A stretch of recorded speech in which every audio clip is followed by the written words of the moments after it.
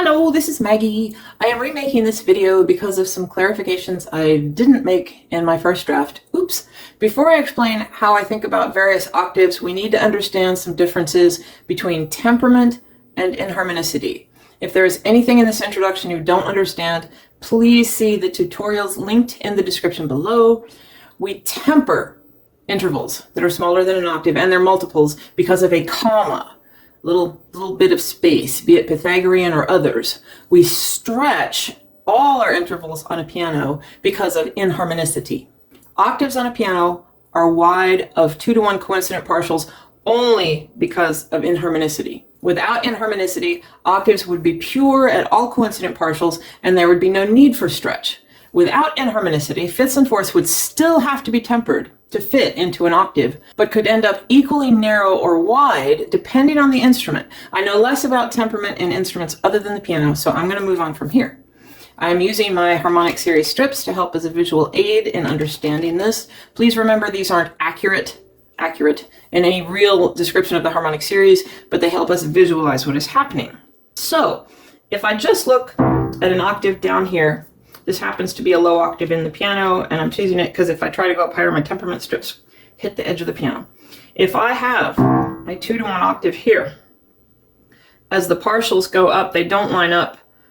This and these partials end up, the partials from my upper note end up being flat of the partials from my lower note, and everything gets a little bit too compressed.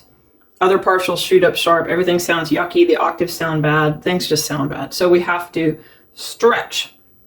So if I have an octave down here, usually we tune them to a 6-3 octave. So 1, 2, 3, 4, 5, 6 to 3. I'm going to move this up here. So now we have an octave down here that is definitely wide of 2-to-1 and still wide at 4-to-2. Our octave down here, if we tune it to a 6-3, we're wide of 4-to-2, wide of 2-to-1, narrow at 8-to-4.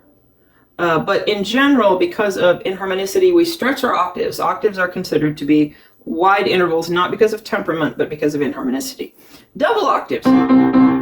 If I move up and tune this octave to be, usually in here, we're going to end up at 6-to-3 or 4-to-2. I'm going to do it 4-to-2, 1, 2, 3, 4 to 1, 2. I'm going to put these together here. All right. So we're wide of 2-to-1. Our double octave is wide of 4-to-1. Okay. And this double octave is still going to be wide of 4-to-1. I look at a triple octave. Let's look at this octave first. I'm going to move this up, and I'm going to leave it at a 4-to-2, because that's usually what we end up doing up here. Where's my thing? There we are. So I'm going to move, I'm just going to put this here. There we are. Remember, this isn't real. If we have a 4-to-2 octave here, and I look at this octave, I'm going to be wide of a 2-to-1, just like all the others. But I have a 4-to-2. Now, what happens here? I'm wide of a 2-to-1, but I'm narrow of an 8-to-1. I'm narrow.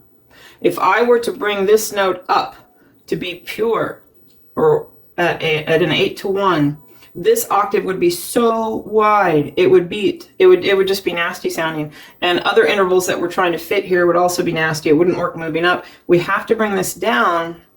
So this octave is a 4-to-2, but that brings our triple octave now as narrow. So a single octave is a wide octave. A double octave is wide, but not quite as wide. A triple octave is a narrow interval because of inharmonicity. If we didn't have inharmonicity, all these could be tuned pure. How can we use this? That's in a future video. If you have any questions, please email me at the address in the description below. If you like this video, please hit the like button and be sure to subscribe. Thank you. Happy tuning.